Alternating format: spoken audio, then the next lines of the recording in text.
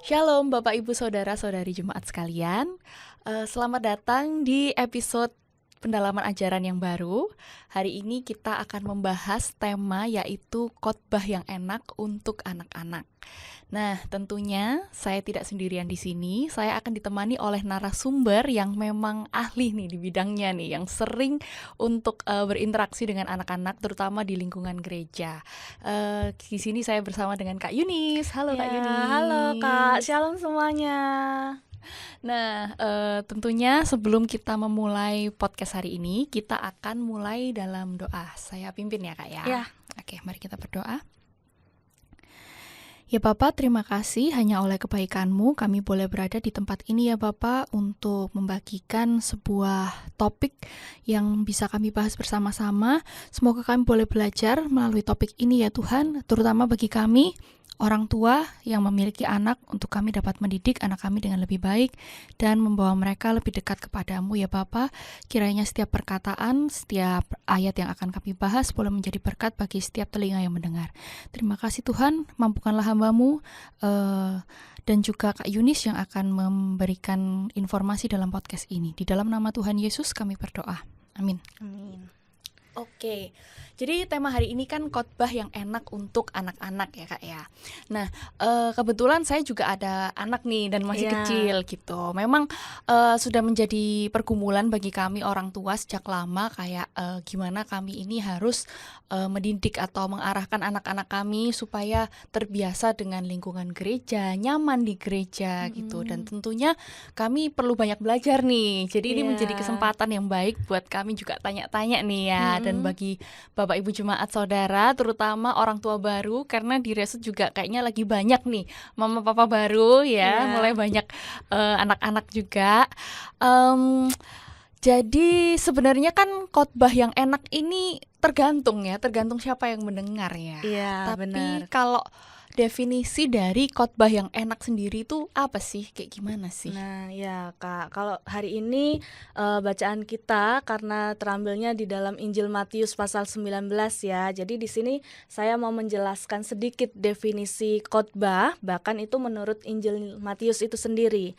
Nah, kalau menurut Injil Matius, jadi khotbah tuh bukan cuma sekedar penyampaian informasi teologis gitu ya, melainkan tindakan yang bisa membawa umat itu untuk mengerti, mengalami, dan juga datang kepada Allah.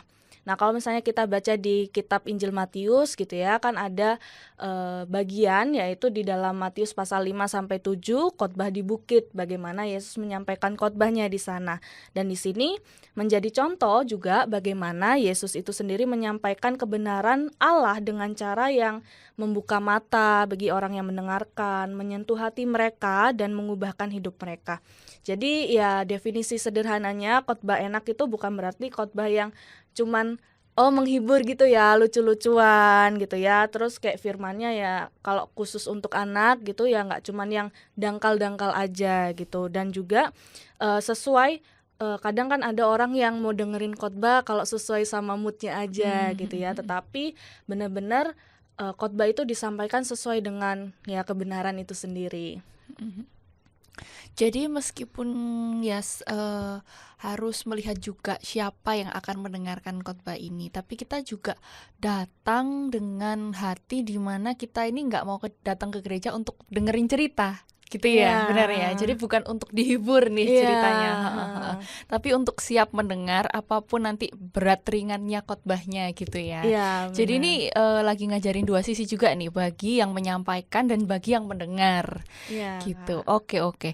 Kalau misalnya khotbah yang enak buat dewasa sama buat anak-anak itu pasti beda dong ya? Iya, beda ya. Kak. Jadi kalau untuk orang dewasa gitu ya, biasanya kan kalau khotbah pakai kalimat-kalimat yang berat gitu ya. Nah, itu kan bisa dipahami oleh orang dewasa. Sedangkan ke anak-anak tapi kita pakai bahasa yang sangat-sangat dewasa, terus pakai bahasa yang mereka anak-anak tuh belum paham gitu. Mhm Jadi kan mhm. pastinya khotbah itu disampaikan sesuai dengan konteks, sesuai dengan pendengarnya siapa, seperti itu disesuaikan.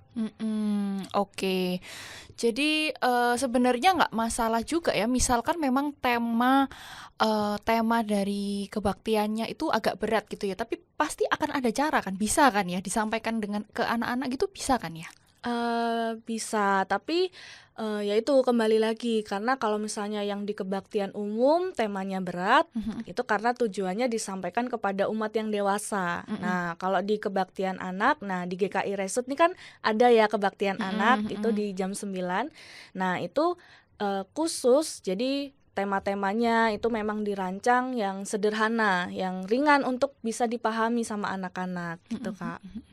Biasanya, eee, bagi kami jemaat atau orang tua, jemaat anak gitu ya, yang nggak tahu nih proses behind the scene-nya, taunya kita nganter anak ke Mhm. gereja sampai di dalam kelas mungkin ya, terus ya Iya. udah kita tinggal, mungkin beberapa ditinggal ya atau beberapa ditemenin gitu. Kita kan nggak tahu nih sebenarnya prosesnya itu sebagaimana sih untuk, wait aku ulang. Sebenarnya kita nggak tahu kan prosesnya sebagaimana untuk para, kakak-kakak ini Mhm. mempersiapkan khotbah yang baik atau yang enak gitu ya Mhm. untuk anak-anak ini. Mungkin bisa kasih tahu nih Kak, kasih kita insight gitu, apa sih yang kalian persiapkan kalau misalnya mau menyampaikan khotbah ke anak-anak? Atau mungkin juga, apa yang dibutuhkan supaya anak-anak itu bisa paham gitu sama khotbahnya? Oke, kalau yang diresut nih ya Kak, kan kita udah tahu jadi ruang kebaktian itu sudah disusun dengan baik gitu ya, sudah dirancang, mempertimbangkan jadi ada ruang kebaktian yang umum dan juga ada ruang kebaktian anak. Jadi Mhm memang didesain untuk, memberikan ruang untuk kebaktian anak itu sendiri. Nah, di sini kita juga bisa melihat bagaimana, para kakak-kakak yaitu PJA, pelayan jemaat anak gitu ya, di sini sebutnya gitu, mempersiapkan. Nah, yang pertama biasanya kami tuh udah, melihat durasi khotbah yang mau disampaikan. Jadi di Resut juga bersyukurnya kelas untuk anak-anak itu ada banyak. Jadi sama seperti di sekolah gitu ya, setiap anak yang misalnya usianya sekian itu dijadikan satu di satu kelas itu. mhm Jadi ruangannya banyak. Nah, di sini menolong kakak-kakak PJA itu untuk tahu bagaimana sih mengatur durasi mhm. khotbah yang hendak disampaikan kepada anak-anak, mulai dari misalnya mimpin pujian tuh, pimpin pujian, terus menyampaikan firman, terus misalnya kalau ada games, terus ada aktivitas. Jadi udah tahu, oh kalau di kelas 1 misalnya durasinya sekian, oh kelas 2 mulai naik tingkat durasinya sekian, seperti itu, Kak. Jadi, penting ya untuk dipisah-pisahin menurut usia itu sangat penting ya? Iya, sangat Mhm penting. Jadi, karena kan yang pastinya kehidupan anak kan udah mulai yang semakin ini ya, beranjak gitu ya, terus permasalahan yang dialami anak juga berbeda. Kalau misalnya di balita, anak-anak kan belum bisa menulis, belum bisa mhm membaca. Nah, tapi berbeda dengan anak yang kelas 2 kelas 3 SD gitu kan, udah bisa baca, udah bisa nulis. Jadi makanya, ruangan khusus anak ini yang ada di GKI Resut sangat menolong gitu ya, untuk kebaktian anak, kepada anak-anak. Nah, mhm. terus yang kedua selain, memperhitungkan durasi khotbah, itu di sini para PJA itu ada kelas persiapannya, Kak. Mhm mhm Jadi kelas persiapannya itu setiap hari Rabu, mhm setiap hari Rabu malam. Nah, di sini memang di dalam kelas persiapan itu, nantinya ada tim hamba Tuhan yang membawakan materi. Jadi benar-benar yang dari tim hamba Tuhan yang menyampaikan materi untuk, dibawakan gitu ya sama para kakak-kakak PJA. Nah, tapi nggak cuman bawain materi. Setelah penjelasan materi itu, nanti kakak-kakak PJA itu yang di minggu ini yang mau khotbah, mau cerita, itu presentasi dulu, Kak. Heeh, jadi Ada latihannya ya? iya, jadi ada Heeh. latihannya di depan, kakak-kakak gitu. Nah, nanti di situ misalnya, oh bahasa yang disampaikan terlalu berat nih, atau oh kayaknya kalau di kelas besar kayaknya kurang cocok. Nah, jadi di situ kami ada diskusi bersama atau misalnya Mmm. evaluasi, masukan dan sebagainya. Itu dilakukan Mmm. di kelas persiapan. Mhm Nah, mhm kemudian mhm. selanjutnya juga kakak-kakak PJA biasanya di setiap kelas gitu ya. Kalau misalnya khotbah itu mereka nggak cuman menyampaikan satu arah gitu. Kadang kan kalau khotbah untuk orang dewasa kan cuman satu arah ya. Nah, sedangkan ketika menyampaikan ke anak-anak kita nggak bisa cuman satu arah. Mhm Pastinya kan mhm. anak-anak bisa bosen tuh. Bosen, heeh, Heeh, udah lari-lari sendiri ya, iya, cuman heeh. dengerin terus ya mereka heboh sendiri gitu ya. Makanya di sini juga kami berusaha untuk melakukan interaksi kepada anak-anak. Jadi nggak cuman satu arah, jadi kita juga bisa tanya jawab sama anak-anak, diskusi sama anak-anak gitu. Mmm. Apalagi anak-anak zaman sekarang kan kritis ya. Iya, heeh, bisa Heeh. nanya balik. Iya, bisa nanya balik. Mereka di tengah-tengah khotbah itu bisa nanya balik kayak Oh, gitu. jadi itu terbuka ya conversation-nya kalau di ibadah anak itu kayak anak misalnya ada pertanyaan tuh juga akan difasilitasi ya? Iya, Mmm, bener Kak, kayak gitu. Jadi mhm, memang benar-benar memperhatikan, siapa sih yang kita layani gitu mhm ya, mhm. khotbah yang disampaikan kepada siapa nih, seperti itu. Mhm. Baik, aku ada pertanyaan nih, Kak. Jadi di ruang ibadah umum itu kan Mhm. juga ada ruangan untuk bayi, Oh ya iya, kan ya kan? heeh. Sebenarnya itu baiknya itu maksimal usia berapa sih mereka di sana bersama dengan orang tua atau kayak di usia berapa mereka udah kayaknya harus banget, di ibadah khusus anak gitu? Ya kalau itu sebenarnya nggak ada batasan usia Mhm ya mhm. Kak. Jadi, anak-anak yang misalnya mau ikut di kebaktian umum, mereka mulai dari usia berapapun sebenarnya bisa. Mhm Nah, cuman kan kembali lagi ya, maksudnya ini juga perlu adanya dorongan dari orang tua mhm gitu ya, untuk mendorong anak-anaknya juga bisa, ikut di kebaktian anak yang memang sudah disediakan khusus mhm untuk anak-anak, seperti itu. Tapi memang tidak, harus gitu ya, tidak memaksakan bagi mhm. orang tua yang mungkin masih baby nih, memang belum usianya ikut di kebaktian anak gitu. Jadi masih bisa diajak ikut di ruangan balita, kayak gitu. Oke, mungkin kalau, saya bayangkan untuk anak-anak yang sudah ngerti temen kali ya, kayak menyadari adanya anak-anak lain seusia mereka. Iya, Ya, jadi mereka, bisa ketemu juga dengan, apa ya, jemaat-jemaat kecil lainnya iya, yang maksudnya seusia heeh, mereka, heeh seusia. heeh. Mungkin tujuannya juga supaya mereka terbiasa dengan teman-teman di gereja ya? Iya, Heeh, jadi teman itu nggak cuma di sekolah, tapi di gereja juga ada, sehingga nantinya mereka nyaman nih ke gereja, oh mau ketemu teman juga di iya, gereja gitu ya. heeh, dan yang terpenting mereka juga udah mulai sadar nih, Mhm kan mereka sebagai anak-anak Kristus gitu mhm ya, perlunya untuk dengerin firman Tuhan, mhm seperti itu. mhm, oke oke oke.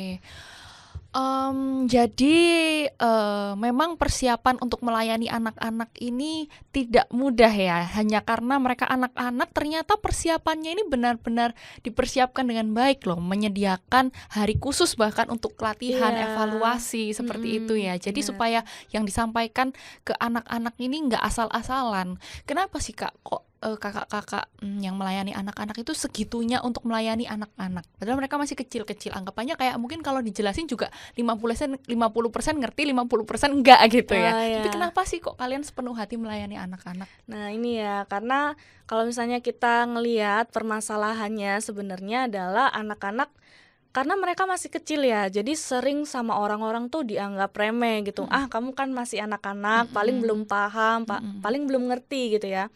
Nah, tapi kita sendiri ngelihat bagaimana dari Yesus itu sendiri. mhm Nah, jadi kalau misalnya, kita lihat di dalam Matius 19 ayat 13 sampai 15, ini saya mungkin bisa bacakan ya.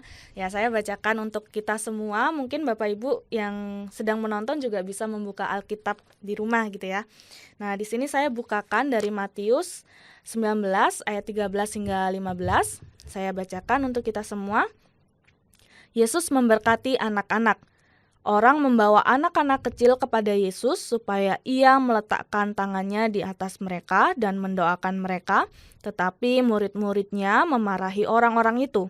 Tetapi Yesus berkata, biarkanlah anak-anak itu, jangan halang-halangi mereka datang kepadaku, sebab orang-orang yang seperti inilah yang memiliki kerajaan surga. Ia meletakkan tangannya di atas mereka lalu berangkat dari situ. Ya, demikianlah firman Tuhan ya. Nah, jadi kalau misalnya kita lihat nih Kak di konteks perikopnya Matius 19 ayat 13 sampai 15 ini, kita bisa melihat bagaimana awalnya kan di perikop sebelumnya Yesus itu membahas tentang pernikahan dan perceraian. Jadi membahas soal orang tua dulu nih ya.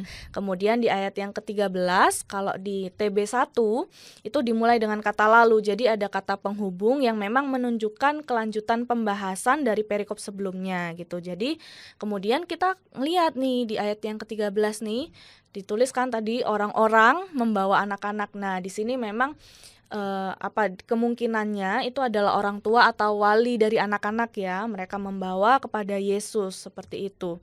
Nah, jadi memang kemudian kita mau ngelihat nih responnya para murid dulu gitu ya. Kita mau ngelihat bersama-sama.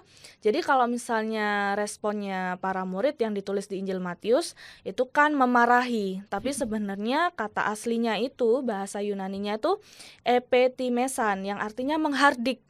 Jadi orang-orang yang membawa anak-anak itu sama para murid tuh dihardik gitu ya, kayak dimarahin kayak dianggap mengganggu gitu, dianggap mengganggu.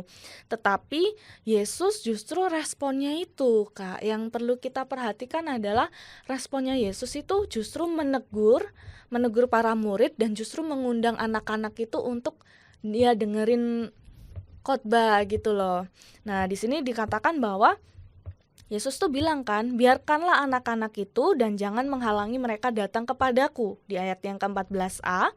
Nah, di sini kata biarkanlah yaitu APT gitu ya adalah perintah yang tegas. Jadi Yesus itu nggak cuma mengizinkan tetapi juga secara aktif menuntut supaya anak-anak ini diberikan akses yang penuh untuk bisa datang kepada Yesus gitu.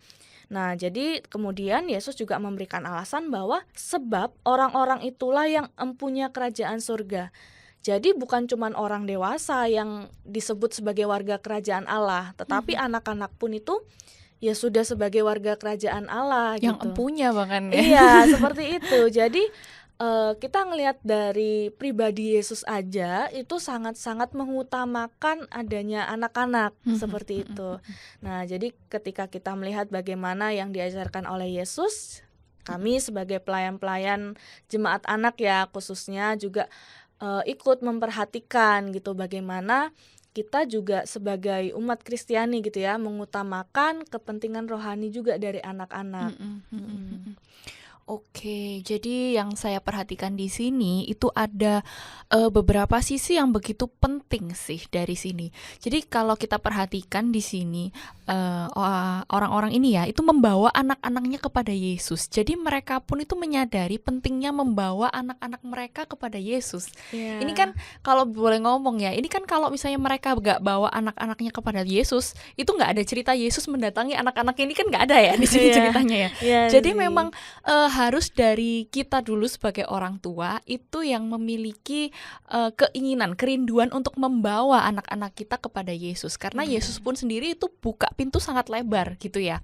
Dan puji Tuhannya diterima dengan baik oleh kakak-kakak yang melayani jemaat anak gitu kan gitu. Benar. Jadi ini butuh kerjasama nih antara orang tua yang membawa anak-anaknya kepada Yesus dengan kakak-kakak yang melayani anak-anak yang menerima anak-anak tersebut dan melayani nggak sekedar kayak ya udahlah ini anak-anak yang memang dibawa sama orang tuanya karena orang tuanya ke gereja jadi ya anak-anaknya harus dikasih aktivitas, nggak gitu gitu ya, nggak gitu ya. Jadi bahkan dipersiapkan dengan khusus sesuai dengan anak-anak ini interestnya di mana, dunia mereka itu siapa sih. Jadi dikaitkan dengan keluarganya, teman-teman, mungkin lingkungan-lingkungan yang baru mereka tahu ya itu ya. Iya, benar. Jadi gitu. dikaitkan dengan kehidupannya anak-anak gitu, menyentuh aspek kehidupan mereka.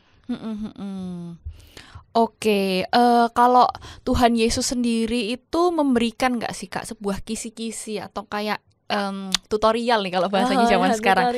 Tutorial kalau misalnya ini loh khotbah yang enak gitu buat anak-anak itu kayak gimana sih Kak?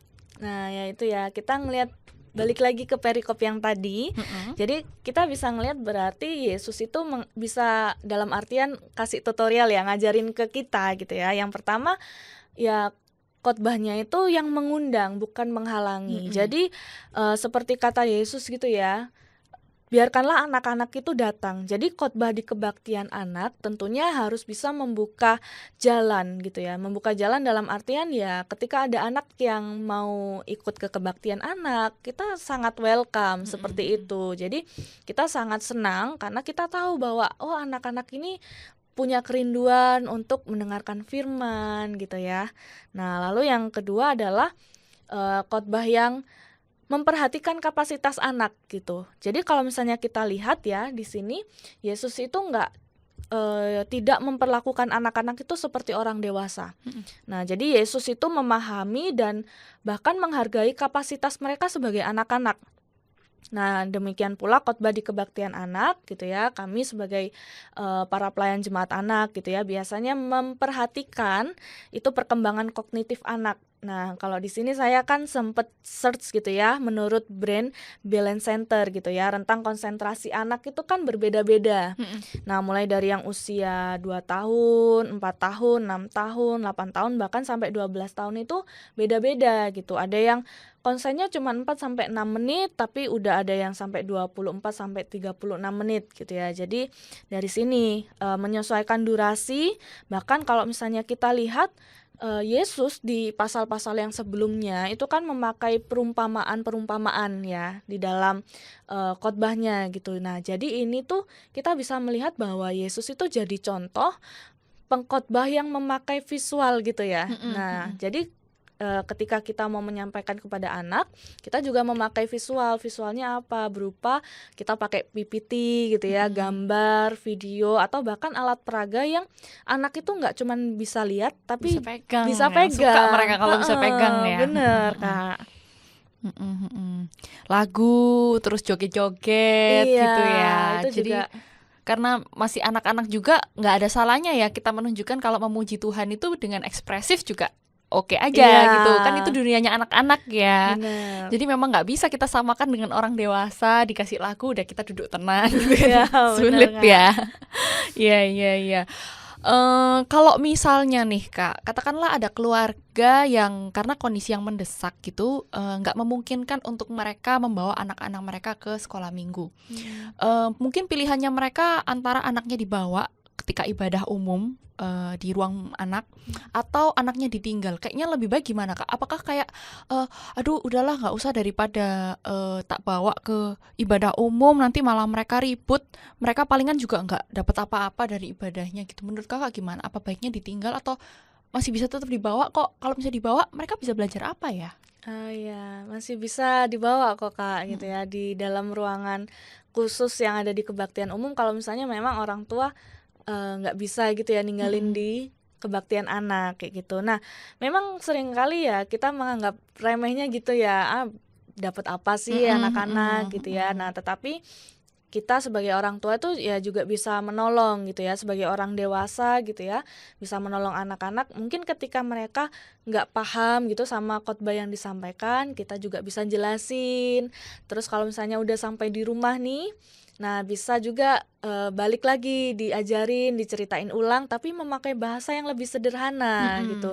Nah, jadi ya dari jiwanya sendiri gitu ya, dari jiwanya orang tua juga yang harus bisa memiliki semangat untuk yang ngajarin anak-anak mereka gitu. Untungnya sekarang pendeta-pendeta di GKI ini udah canggih-canggih ya. Biasanya kalau khotbah pasti ada PPT ya. Oh iya. Itu helpful nggak sih mestinya buat anak-anak? Iya, sangat menolong sih Kak. Nah, apalagi selama saya di sini ya di GKI Resut, saya mengamati di kebaktian umum ya, kebaktian umum 1 sampai 4 di GKI Resut itu sempat ada beberapa hal yang udah dilakukan nih sama GKI Resut. Nah, jadi yang pertama itu ada di dalam event-event tertentu ya, di mana memberikan ruang itu untuk adanya kehadiran anak gitu. Nah, jadi misalnya kalau misalnya di GKI gitu ya, ada bulan keluarga kemarin. Ya, Nah, betul. itu kan anak anak-anak dilibatkan, mereka juga diajak dan sebagainya. Kemudian di ibadah Natal 2025 kemarin, nah itu kan ada anak-anak juga nih. Nah anak-anak dilibatkan membawa lentera. Kalau misalnya Bapak Ibu yang menonton gitu ya, memperhatikan gitu, itu hal-hal yang terlihat memang sederhana, tetapi ya sangat berarti juga karena melibatkan anak-anak di situ. Nah lalu yang kedua, GKI Resut kan ya itu ya sama seperti kakak tadi bilang ada ruangan khusus. Nah mungkin ya maksudnya itu sangat menolong karena itu memperlihatkan bahwa kita juga membuka kehadiran anak-anak di kebaktian umum gitu. Nah tetapi kadang kan ya nggak bisa menuntut kemungkinan nggak cuman welcome-nya itu secara menyediakan ruangan nih, tapi gimana kita sebagai orang dewasa Kak, sikapnya itu welcome nggak sama anak-anak gitu ya. Kadang ada nih misalnya anak yang rame gitu ya, terus kita sebagai orang dewasa wah langsung sinis gitu ya. Nah tapi kalau misalnya saya perhatikan juga umat-umat yang ada di Resut itu biasanya welcome ya, apalagi kalau yang di KU 3 biasanya ya puji Tuhan, banyak bocil-bocil ya. Ya bocil-bocil itu disambut justru seperti itu. Nah kemudian juga pernah nih ada pengkhotbah yang lagi khotbah itu sengaja menyiapkan juga untuk anak-anak. Jadi dari sisi pengkhotbahnya itu menyediakan agar anak-anak ini terlibat gitu dan merasa dianggap sejauh ini kehadiran mereka tuh terlihat gitu, terlibat.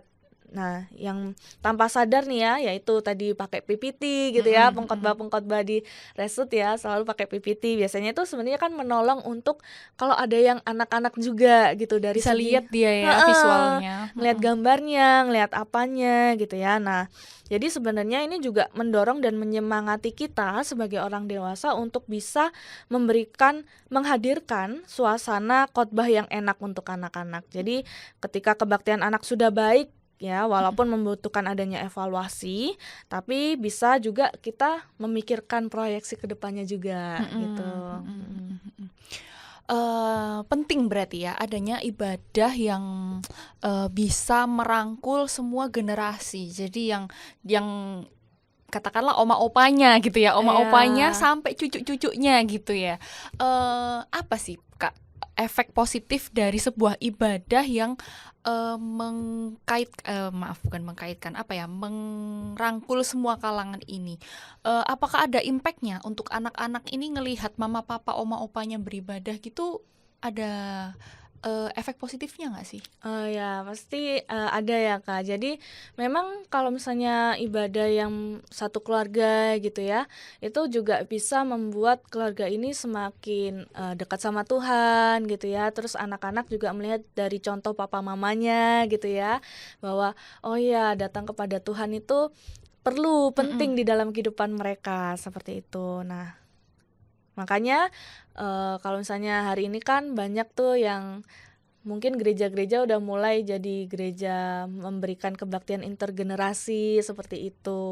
Intergenerasi itu gimana Kak maksudnya? Jadi ibadahnya itu yaitu mulai dari anak-anak atau opa-oma itu udah jadi satu gitu. Jadi nggak ada jarak antara generasi, nggak ada jarak usia seperti itu. Itu namanya ibadah intergenerasi ya, karena merangkul semua generasi ini, mungkin mulai dari yang X sampai yang Alpha, apa sekarang Sigma, yang terbaru Sigma ya, yang baru lahir ya, Sigma. Oke. Gimana sih persiapannya untuk membuka sebuah ibadah intergenerasi ini?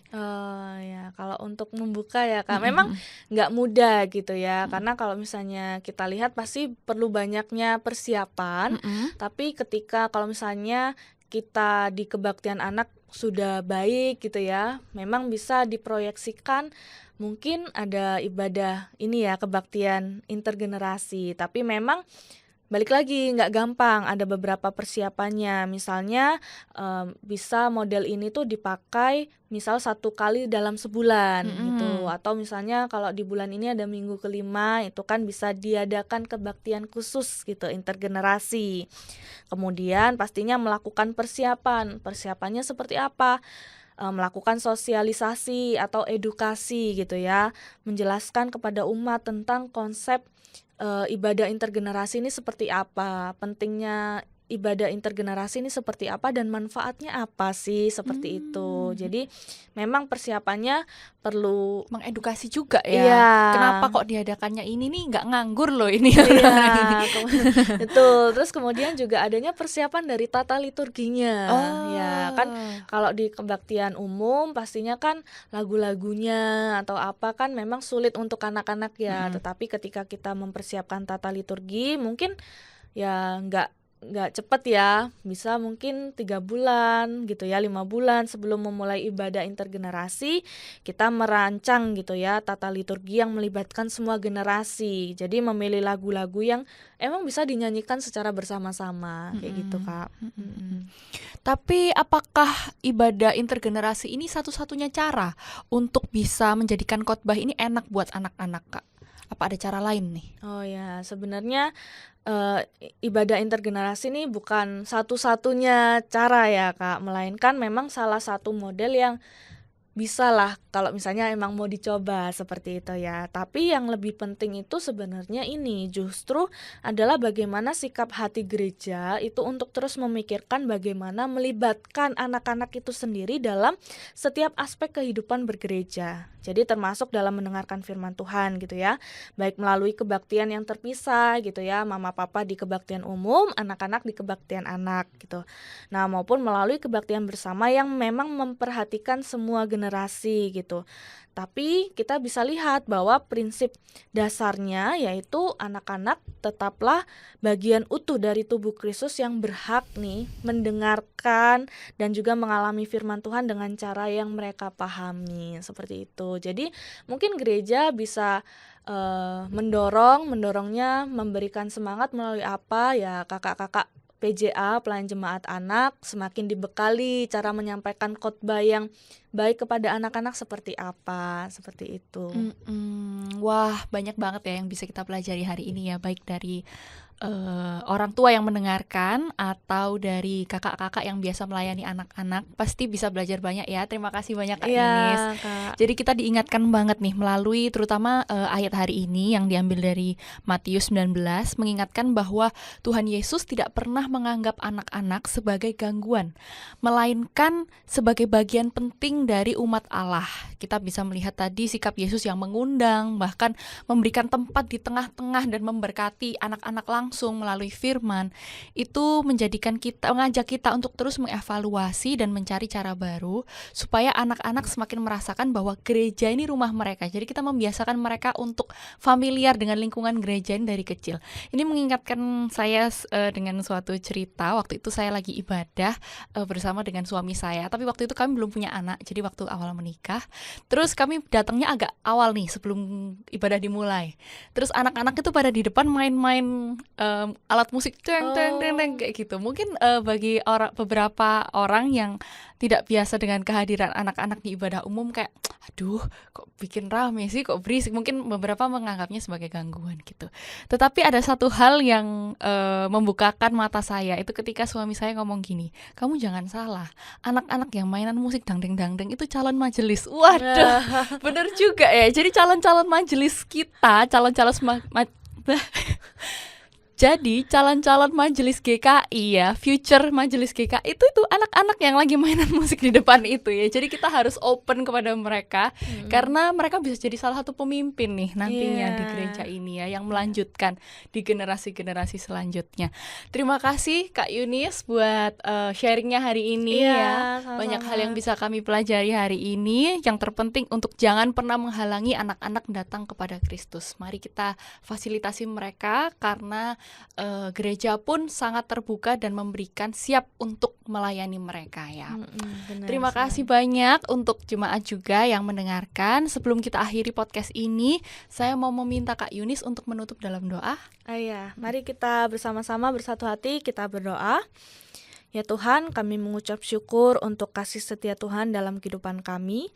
Jika saat ini kami boleh bersama-sama mendengarkan pendalaman ajaran, kiranya Tuhan yang menuntun setiap kehidupan kami, menuntun setiap hati kami, agar kami sebagai orang dewasa mampu melakukan apa yang seperti Yesus lakukan, yaitu kami tidak memandang remeh setiap anak-anak, melainkan kami juga memperhatikan bagaimana setiap kondisi dari anak-anak, memperhatikan kehidupan rohani mereka, bahkan pertumbuhan rohani mereka. Dan ajarlah setiap kami untuk terus senantiasa bisa bersama-sama bergandeng tangan, kami sebagai umat Tuhan terus menciptakan kasih di dalam kehidupan kami. Terima kasih Tuhan, dalam nama Tuhan Yesus kami sudah berdoa. Amin. Amin. Terima kasih banyak Kak Yunis. Sama-sama, Kak. Demikian episode pendalaman ajaran kali ini. Sampai jumpa di episode selanjutnya. Tuhan Yesus memberkati.